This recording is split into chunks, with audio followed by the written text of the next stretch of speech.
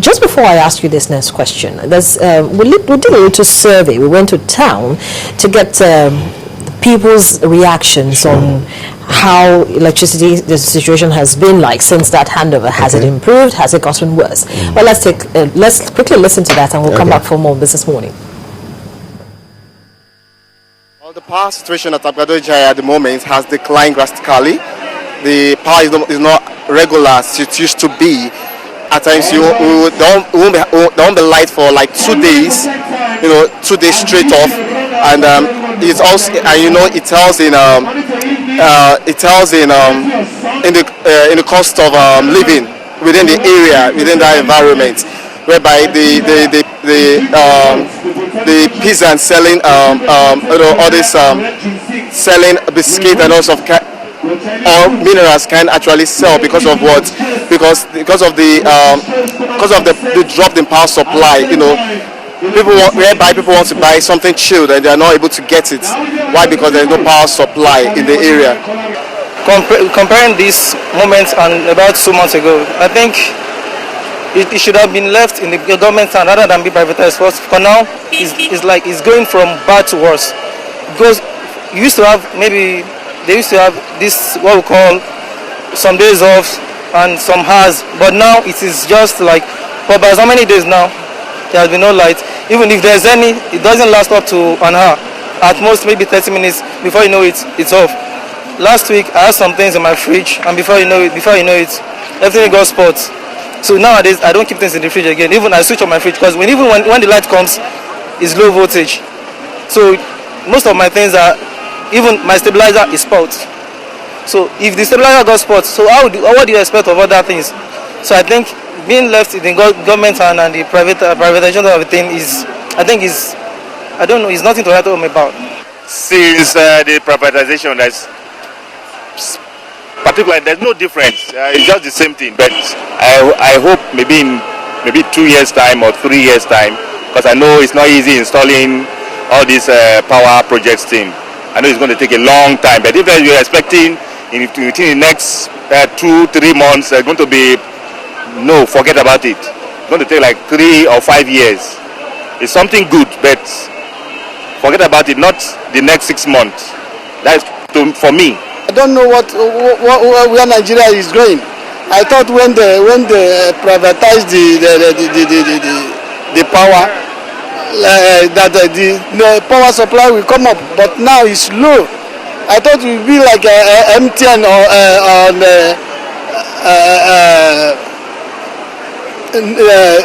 Zen and the other networks, because the time we are using Nitel, they will tell you one problem or the other, but as the private communication comes, the service comes up. Well, word from the street. George, quite enlightening, because I really feel for that young man, and he's saying what basically most Nigerians are saying, that you put your food stuff, your soup, your whatever it is that you put in the fridge, and is oil for you, because it will go bad. You don't have light, his stabilizer has gone bad. Now, this is a situation that they actually expected. Everyone was very excited with the privatization, when the privatization thing really actually came to a fruition, because they're like, okay, so now that, government has handed over to the private sector, we're expecting, a lot of vavavoom in that sector. We want to see more light. But the president, remember, he also said that we should begin to see these things come to fruition by at least the first quarter or the first half of next year. Like one of the, the word from the street said, maybe not until the next 3 years. I think the third person you spoke to, the one who talked about 3 to 5 years, is the one who has a basic grasp of what's going on. We have to understand that even though we're dealing with power and you're talking about switching light on and off, the privatization process does not represent a switch on and off type of thing, or the private sector is taking over, switch on and let there be light and there is light. No. You need to look at what has happened to that sector through the years. Over 30 years, the infrastructure was basically neglected. Nothing was done to it. So most of your generating plants, your transmission lines, and even your distribution network are all compromised from lack of maintenance, sustained maintenance over the years. Now, part of the deal under the privatization is that these new owners will inject capital expense, capex, of up to about $250 million each over a period of time. That's not going to yield you a result immediately. Lagos, for example, that's wired for underground cabling. We now see overhead cabling, part of the neglect we've been talking about. All those are going to be reworked. You're not going to do any underground thing and get light in 3 months. But you see, they needed to have explained this to Nigerians, because you see, the impression most Nigerians are getting is that now that the private sector has control or semi-control of the industry, then we should see that that change, that new dawn, so to speak, in the power sector. We should be seeing more light. Probably what they should have done was to explain how long this process was going to take. Like you're mentioning now, we have serious issues with infrastructure, and that needs to be set right before we can begin to see the necessary output, the desired output that we want. So at what point did we get it wrong, or did the federal government get it wrong in terms of sensitizing the public as regards how this process is going to take, how long we should wait before we begin to see the results, that the desired results? Well, I like some phrase you used, semi-control. Nigerians must understand that even though it's been largely privatized, the government is still a strong player. First of all, the government through the BP owns 40% of each of these companies. So it's not as if they've completely washed their hands of the business. Of the three aspects to electricity, generation, transmission, and distribution, government is still in full control of the transmission network. So even if you generate, you have to transmit it. And if there's a hiccup in the transmission process, it's going to affect distribution.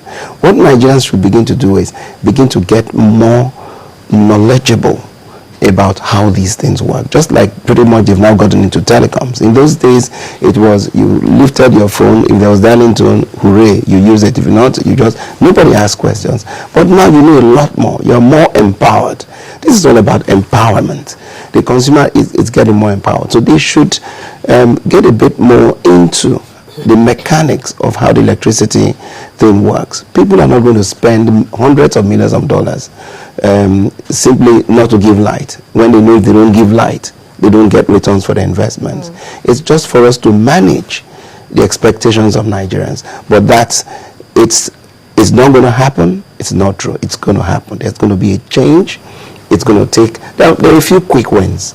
One of the quick wins, for example, would be in the way we control what they call the commercial and collection losses. Okay. Now, for the commercial and collection losses, what it simply means is that in the PHCN days, you may probably not invoice an electricity consumer. And we know many people who consume electricity without paying. Then you invoice, but you don't collect for different reasons. Maybe the consumer is stubborn about paying because he thinks he shouldn't pay, or maybe there's a disagreement about the size of the bill. But once you put the commercial and collection losses together, it's pretty huge. So this is where the private sector, coming in with a private sector discipline, with expertise, they should manage that. That's a quick win area. You make sure you improve on your commercial losses, your technical losses, so that you can reduce them as much as possible. Now, the importance of all these is that there are loads of people, consumers now, who are taking electricity, depriving people I might call responsible consumers from getting electricity, because they are either working it halfway through collaboration with some unscrupulous people in then PHCN, and they just take the slide. And any which way you look at it, you pay for it at some point. It's either you pay for it in terms of what is billed to the diligent consumer, or you pay for it in terms of the damage to the system. Because each time somebody gets up there to make an illegal connection, he's compromising the system. And that's why TCN keeps screaming. And if you go to how some of them get to these high tension wires, beats my imagination. But those things are happening. But as we go in deeper and deeper into the privatization process, I think Nigerians will begin to understand that this is all about us. Remember, in about 5 years, most of these companies will be public, will be made public. They will go do the initial public offering. So me, you, will get involved in this business. And so it requires every one of us to understand the mechanics of the business so we can begin to school ourselves about what our own responsibilities are. If you don't pay, you are depriving somebody of the ability to provide electricity to those who pay.